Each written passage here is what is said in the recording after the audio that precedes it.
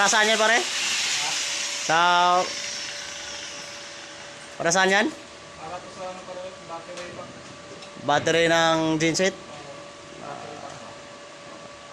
Oh guys, ito po. Yung sa English charger.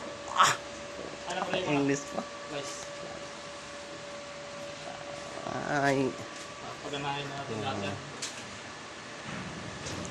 tapos na yung termination ng malalaki. Guys, pa-support na po sa YouTube channel ni Robert. Ay, patay tayo dyan.